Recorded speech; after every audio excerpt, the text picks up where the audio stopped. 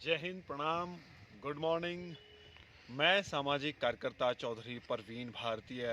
साथियों, आज आप लोगों को उत्तराखंड के जनपद नैनीताल की कुछ तस्वीरें आपको दिखाऊंगा। और आज बहुत लंबे समय बाद सामाजिक कार्यों से थोड़ा सा छुट्टी लेकर के, सामाजिक व्यस्तता से बाहर आकर के हम लोग नैनीताल आए हैं। और कल मैं पूरे दिन नैनीताल के आसपास जो है रहा और वहाँ की विभिन्न विभिन्न स्थानों पे जाकर के वहाँ के नज़ारों को हमने देखा। और अब हम लोग आपको बताएंगे कि किस तरीके से उत्तराखंड के इस नैनीताल का जो वातावरण है वो बहुत अद्भुत, सुंदर और अनुकूल, यानी कि अनुकूल इसलिए कि यहाँ जो मानव का जीवन है वो प्राकृतिक है। और प्राकृतिक जीवन होने की वजह से यहाँ के लोग हष्ट पुष्ट, स्वस्थ और मस्त रहते हैं।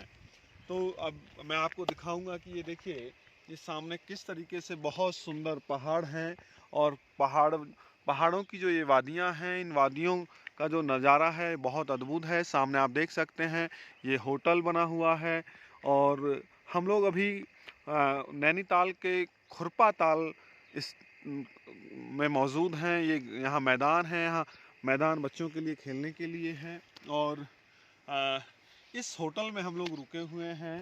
ये बहुत आलीशान होटल है, आप देख सकते हैं। बहुत सुंदर नज़ारा यहाँ का, बहुत अद्भुत नज़ारा है। और यहाँ नीचे ये खुरपा ताल जो गांव है, उस गांव के लिए रास्ता जाता है। इधर मैं आपको दिखाऊंगा, नीचे नीचे झील है। और खुरपा ताल में जो झील है वो बहुत अद्भुत सुंदर है। और वाकई जब हम लोग नीचे पहुंचेंगे तो बहुत ही मनमोहक दृश्य यहाँ दिखाई देता है। यहाँ तमाम नीचे जो है होटल बने हुए हैं, लोगों के मकान बने हुए हैं।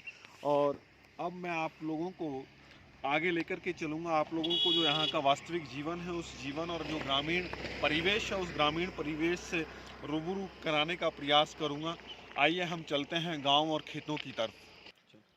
साथियों, अब हम लोग गांव की तरफ चल पड़े हैं और ये सामने आप गांव का दृश्य देख सकते हैं। ये गांव का दृश्य है, किस तरीके से यहाँ अद्भुत नज़ारा है गांव का। ये सामने घर बने हुए हैं, आप देख सकते हैं। इसी तरीके से इस सड़क के साथ साथ हम लोग चलेंगे, नीचे छोटे छोटे खेत बने हुए हैं। और यहाँ पशु जो है पाल रखे हैं, आप देखिएगा कितने गाय हैं। और ये पशुओं का जो है कक्ष बना हुआ है। और यहाँ केला भी बोए हुए हैं। और यहाँ भी हम लोग, अगर कोई किसान हम लोगों को मिलता है तो हम बात करेंगे किसान से कि वो किस किस फसल को यहाँ वो लोग पैदा करते हैं, किस प्रकार की खेती करते हैं। और आप लोगों को दिखाएंगे अभी गांव का बहुत शान और बहुत ही बेहतर शानदार गांव का वातावरण दिखाएंगे आप लोगों को।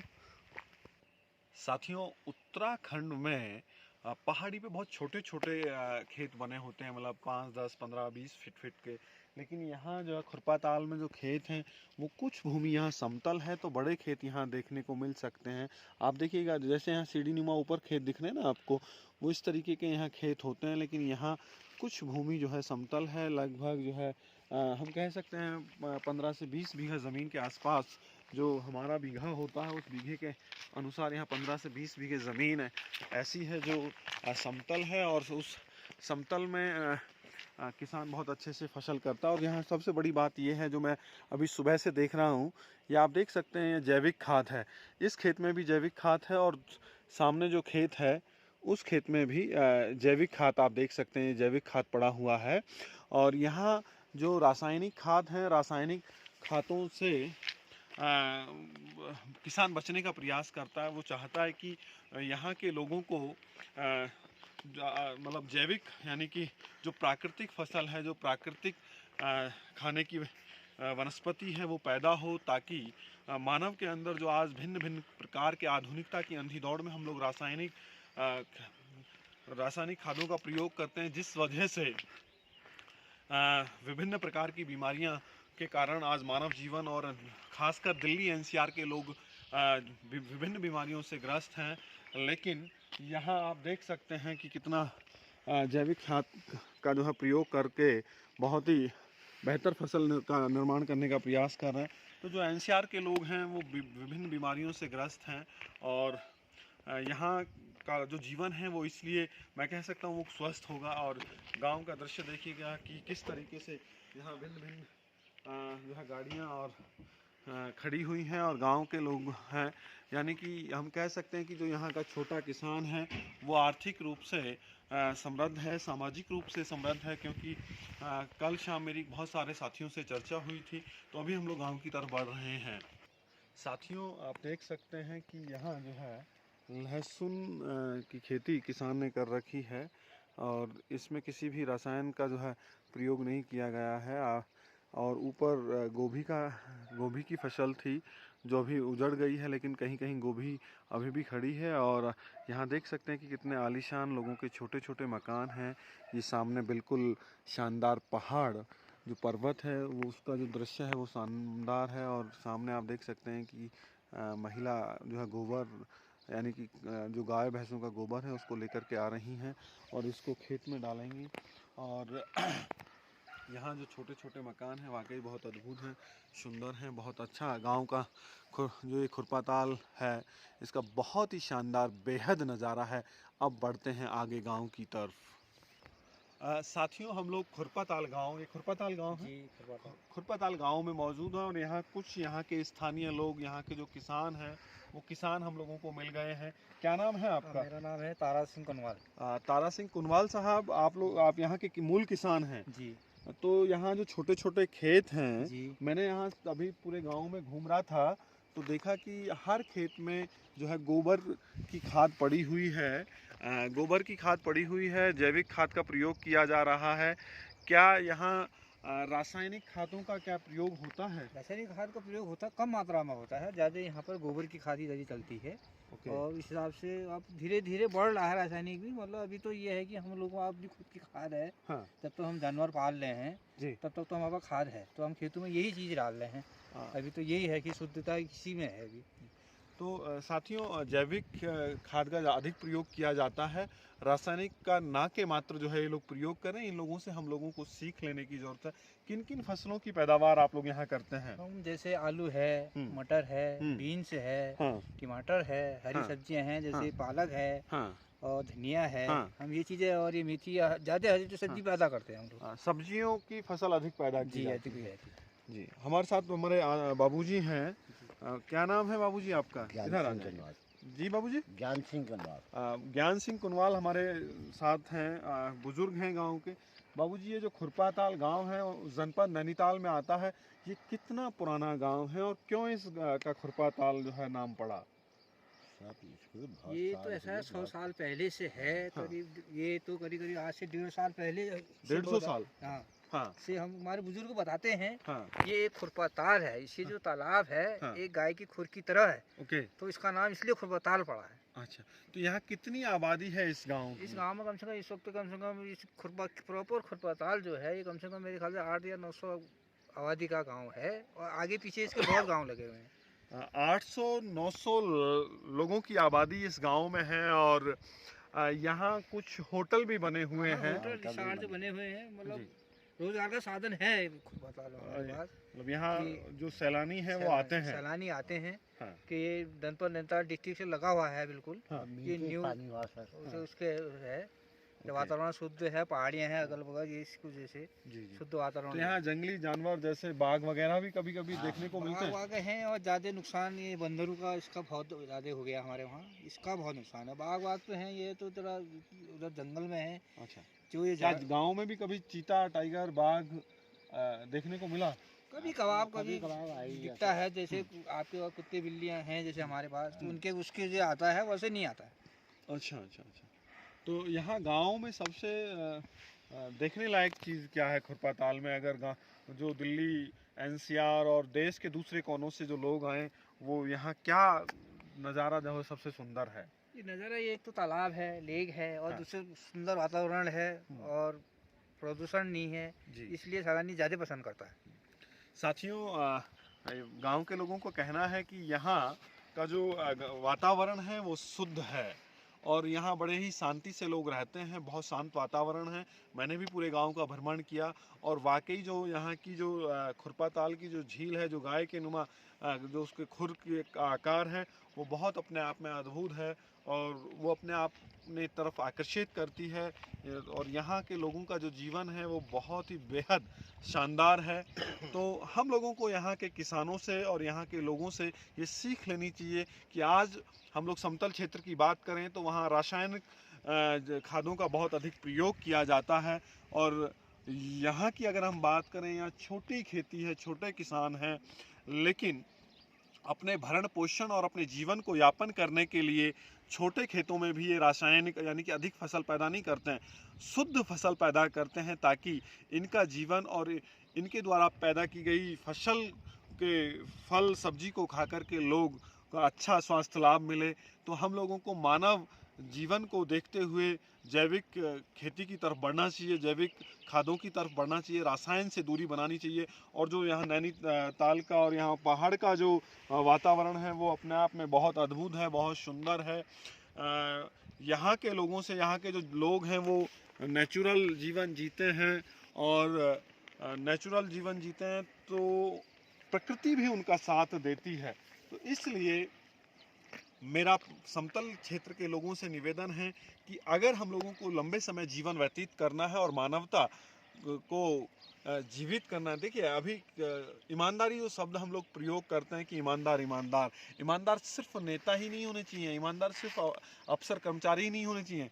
ईमानदारी से हम लोगों को खेती भी करनी चाहिए, ईमानदारी से सरकार को किसान की फसल का रेट भी देना चाहिए, किसान की रक्षा भी करनी चाहिए, किसान की सुरक्षा भी करनी चाहिए, ताकि ये भारत जो कृषि प्रधान देश है, वो भारत कृषि प्रधान देश, जो किसान देश की जो मूल आत्मा है, इस देश की जो मूल आत्मा, भारत की जो मूल आत्मा वो किसान है और भारत के गांव हैं। गांव जब तक आर्थिक रूप से, सामाजिक रूप से, राजनीतिक रूप से समृद्ध नहीं होंगे तब तक हम भारत को पुनः विश्व गुरु नहीं बना सकते। इसलिए समतल क्षेत्र के लोगों से मेरा निवेदन है कि जैविक की तरफ बढ़ें और दूसरा, भारत सरकार भी किसानों की तरफ ध्यान दे।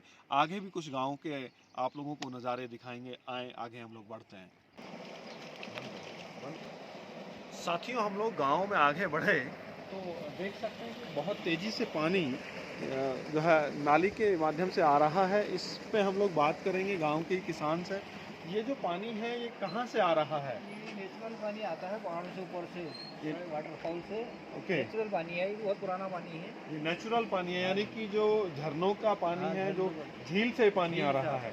तो ये पानी कहाँ जा रहा है? ये अपने लोगों की सिंचाई के लिए आता है, ये हमने खेतों की सिंचाई के लिए आता है। खेती की सिंचाई के लिए। साथियों, मैंने कहा कि पहाड़ का जीवन बहुत ही नेचुरल है, प्रकृति के साथ है। तो यहाँ जो है ट्यूबवेल का प्रयोग नहीं किया जा रहा है। जो झरनों का इकट्ठा पानी है उसको इकट्ठा करके वो झील से जो है ऊपर से आ रहा है और नीचे खेतों की तरफ बढ़ रहा है।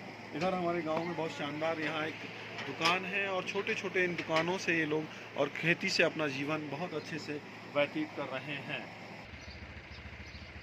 साथियों, आप देख सकते हैं वाइट कलर का यह कितना अद्भुत शानदार मकान बना हुआ है। इसी प्रकार से गाँव के विभिन्न मकान भी बहुत अद्भुत और सुंदर बने हुए हैं। ये गांव के किसानों के द्वारा जो गांव के पशु हैं उनको यहाँ रखते हैं और गाय, अधिकतर यहाँ गाय का पालन होता है क्योंकि गाय का पालन बहुत ही बेहतर है। साथियों, गांव के दूसरे छोर पे आ गए हैं। ये कितना आलीशान यहाँ मकान है और गांव के लोगों का जो जीवन है वो बहुत अद्भुत है। जो अभी हम प्राकृतिक पानी की बात कर रहे थे, ये पानी इस नाली के माध्यम से लगातार जो है आगे की तरफ बढ़ रहा है और कितना प्रेशर है पानी का आप देख सकते हैं।